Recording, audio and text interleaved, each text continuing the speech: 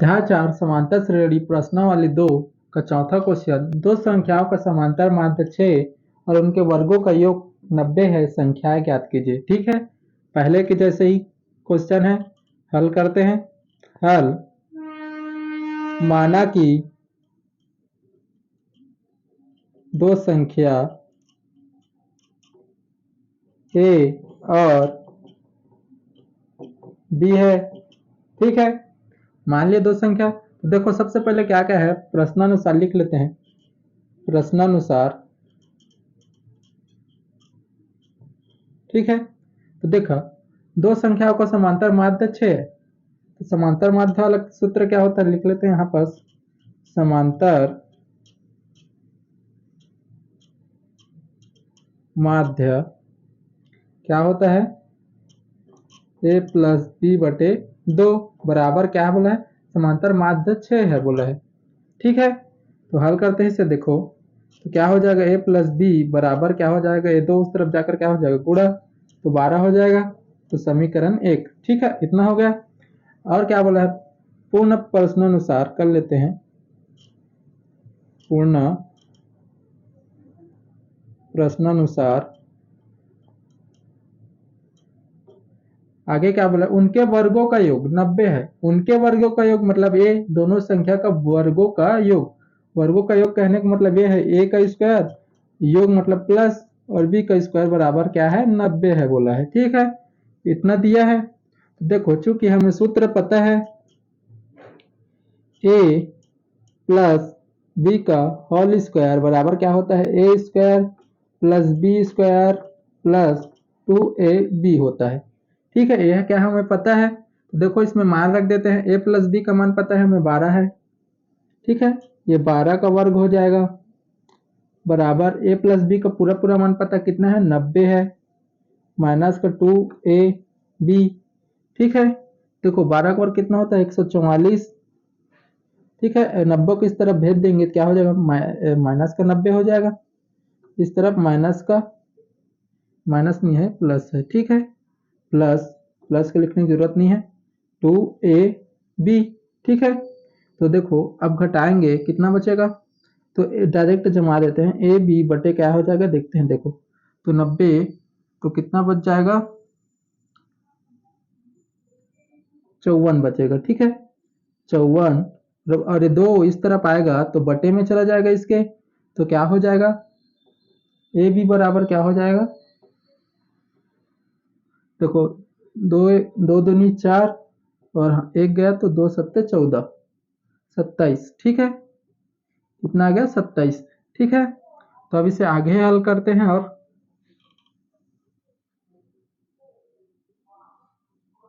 ठीक है, देखो अब इतना हो गया। अब ए बी का मान पता चल गया हमें, तो ए बी का मान अब देखो अब क्या रखेंगे, चूंकि चूंकि प्लस वाला रखे थे, अब माइनस वाला मान निकालेंगे, ए माइनस बी का होल स्क्वायर। तो क्या होगा, A square plus B square minus का 2ab होता है सूत्र। ठीक है, तो अब देखो ए माइनस बी का होल स्क्वायर बराबर ए प्लस बी स्क्वायर का मान पता है हमें, देखो 90 माइनस 2ab का मान अभी निकाले हैं, देखो 27। ठीक है, तो अब देखो a माइनस बी का होल स्क्वायर बराबर, तो ये कितना हो जाएगा, 90 और कितना हो जाएगा, 7 दूनी 14 का 4 हासिला 1, 2 दूनी 4 1 5, 54 हो जाएगा। ठीक है, तो 54 हो जाएगा, उसमें हम माइनस कर देंगे a माइनस बी का होल स्क्वायर। तो देखो कितना बचेगा, 54 60 36। ठीक है, 36 बचेगा। 36 आएगा। ठीक है, तो अब देखो इसका वर्ग उस तरफ जाएगा, स्क्वायर जाएगा, तो क्या हो जाएगा, a माइनस बी का इसमें वर्गमूल लग जाएगा यानी अंडर रूट लग जाएगा 36। तो a minus A plus minus हो जाता है ना, अंडर रूट लगता है, तो a माइनस बी तो क्या हो जाएगा, 36 का वर्ग कितना होता है, 6 होता है। ठीक है, अब देखो a माइनस बी का मान पता चल गया, इसे कर देते हैं समीकरण 2 कर देते हैं। ठीक है, ठीक है, इतना मान हमें पता चल गया। अब देखो क्या करेंगे, a समीकरण 1 और 2 को घटा देंगे, जिससे ए या बी का मान पता चल जाएगा। समीकरण 1 एवं 2 को घटाने पर, ठीक है, घटा देंगे। देखो ए क्या है हमारा समीकरण है, ए प्लस बी बराबर 12 और अभी समीकरण 2 क्या है, ए माइनस बी बराबर क्या है 6। तो ये हो जाएगा माइनस ए प्लस ए माइनस, तो ये तो फर्स्ट वाला कट जाएगा, ए प्लस प्लस जोड़कर क्या हो जाएगा 2b हो जाएगा। ये कितना हो जाएगा 12 में 6 घटेगा तो कितना हो जाएगा 6 आएगा, ठीक है। तो b बराबर क्या हो जाएगा 6/2 हो जाएगा, तो कितना आ जाएगा 3 आ जाएगा, 2 3 6, ठीक है। इतना हो गया। अब b का मान कोई भी समीकरण में रख देंगे, ठीक है। b का मान जैसे b का मान यहाँ लिख रहा हूँ, ठीक है। b का मान समीकरण 1 में रखने पर, ठीक है, यहाँ कर रहा हूँ ना, ध्यान देकर लिख लेना, ठीक है। यहाँ पास लिख के उसको वहां पास हल कर रहे हैं। समीकरण 1 कितना है, प्लस बी बराबर 12, तो एक बी का मान पता चल गया हमें, ठीक है। बी का मान कितना आया है, ए प्लस बी का मान कितना है 3, ये हो जाएगा 12, तो ए बराबर क्या हो जाएगा 12 उस तरफ जाकर -3 हो जाएगा, तो ए बराबर क्या हो जाएगा 9। तो लिख लेना। अतः देखो ए बी हमें क्या माना था, माना है दो संख्या ए और बी है, तो ए और बी का मान पता चल गया, तो हमें पता चल गया पहला संख्या क्या है 9 और दूसरा संख्या क्या है 3 है, ठीक है। लिख लेना माना कि दो संख्या क्या है 9 और 3 है, ठीक है। ऐसे हल करना था ये वाला क्वेश्चन। पांचवा क्वेश्चन, -4 और 10 के बीच 6 पद निवेश करते हुए समांतर श्रेणी का निर्माण कीजिए, ठीक है। समांतर श्रेणी का निर्माण करना है, ठीक है। हल करते हैं सब पहले हल। तो देखो -4 और 10 के बीच 6 पद निवेश करते हैं, पहले से बोला है, तो लिखते हैं माना कि -4 और 6 के बीच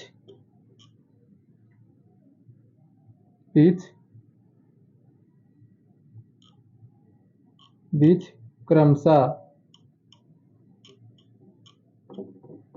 है, तो माने हैं, ठीक है। तो क्या मानते हैं, A1 A2 A3 A4 A5 और A6, ठीक है। माने हैं 6 पद, 6 पद क्या है हमें पता नहीं है, तो क्या करें इससे माने हैं, ठीक है। आगे लिखते हैं, देखो -4 और 10 के बीच 6 पद निवेश करते हुए हैं बोल रहे हैं, ठीक है। तो -4 फर्स्ट में होगा, इसलिए -4 फर्स्ट में होगा, उसके बीच बोला है, तो ये इसके बाद क्या होगा A1 A2 A3 A4 A5 और A6। -4 और 10 के बीच बोला है, तो -4 और लास्ट में क्या होगा 10 के बीच, ये क्या हमारा समांतर श्रेणी है, समांतर श्रेणी है, ठीक है। इतना समझ गए। -4 और 10 के बीच 6 पद निवेश करते बोले, तो क्या किए हैं हमें मान लिया है ये इतना पद है करके, ठीक है। इतना हो गया। अब जो जो दिया है उसे हल करते हैं, ठीक है। तो देखो इसमें दिया है प्रथम संख्या a बराबर कितना दिया है -4, माना कि सर्वांतर नहीं दिया है, माना कि सर्वांतर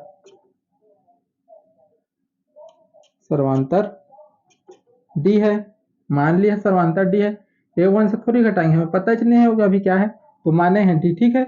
और देखो पदों की संख्या हमें पता है, देखो पदों की संख्या कहने का मतलब यह है, देखो यहाँ से यहाँ तक हमारा समांतर श्रेणी है और तो नहीं है ज्यादा, तो देखो -4 1 2 3 4 5 6 7 8, मतलब क्या है पदों की संख्या क्या है हमारे पास 8 है।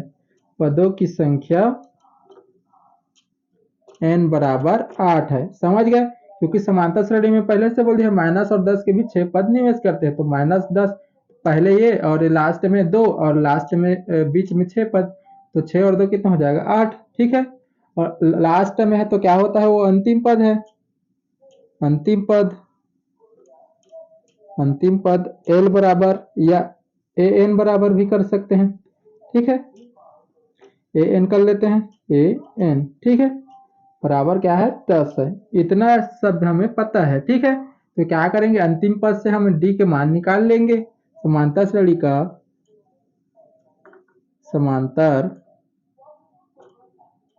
का nवां पद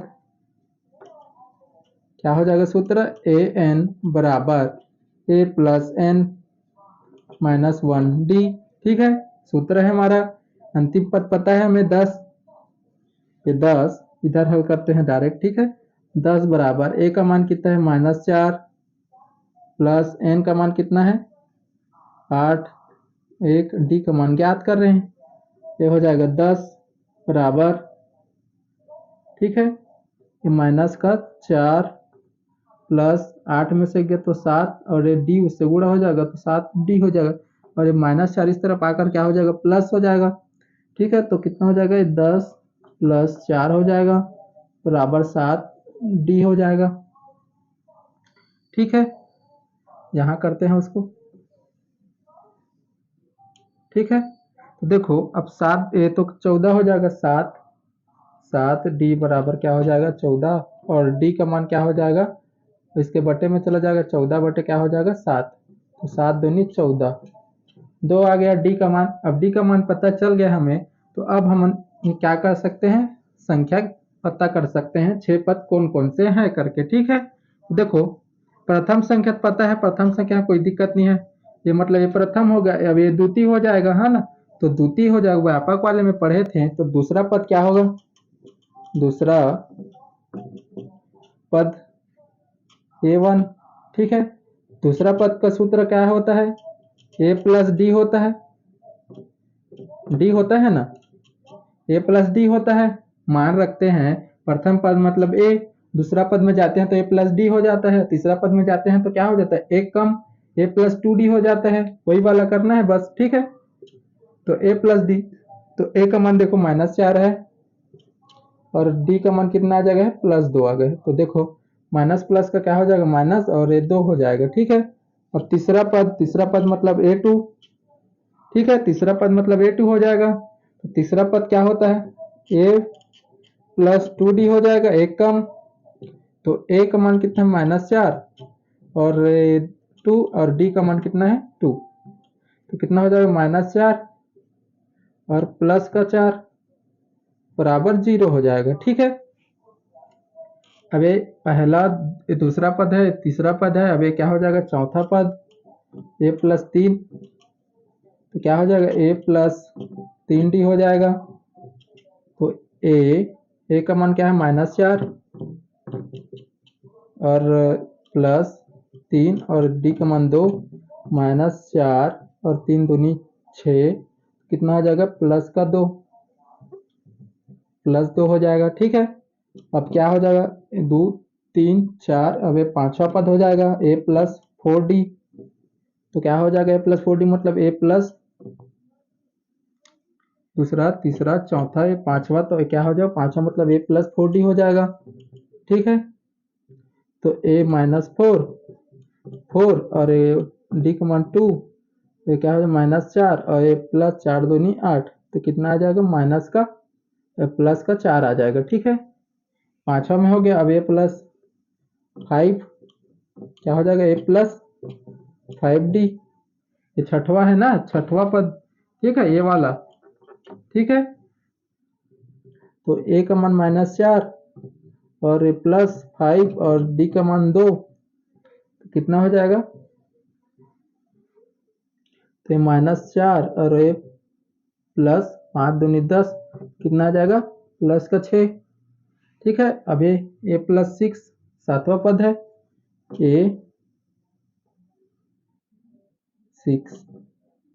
ठीक है, तो a प्लस क्या हो जाएगा, सातवां पद है तो a प्लस 6d हो जाएगा।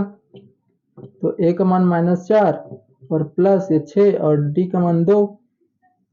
ठीक है, तो ये -4 प्लस 6 दूनी 12, तो कितना आ जाएगा, +8 आ जाएगा। तो देखो हमें पता चल गया है क्या होगा हमारा, प्रथम पद -4, दूसरा पद -3, तीसरा पद 0, चौथा पद 2 और पांचवा पद, इसमें पांचवा पद क्या हो जाएगा, 4 हो जाएगा। ठीक है, और छठवा पद क्या हो जाएगा, 6 हो जाएगा, और सातवां पद क्या हो जाएगा, 8 हो जाएगा, और आठवां पद तो 10 है। ठीक है, समझ गए। ऐसे क्या करना है, मान निकालना है। ठीक है, -4 और 10 के बीच 6 पद निवेश करते हैं, तो क्या है हमारे 6 पद निकाल लिए हैं। ठीक है, ऐसे ही हल करना है। ठीक है।